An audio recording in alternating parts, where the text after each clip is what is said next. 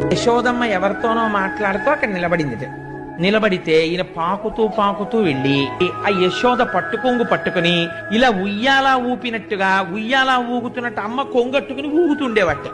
ఊగుతుంటే మరి ఇలా వేసుకున్న పమిట జారిపోదు. అమ్మేమో ఒరే పమిట కొంగట్టుకుని ఉయ్యాలలో కూడా ఏమిటే అలా పిల్లాన్ని ఇలా లాగేదిట. యశోదమ్మ చీర కొంగు పట్టుకునేవాడు.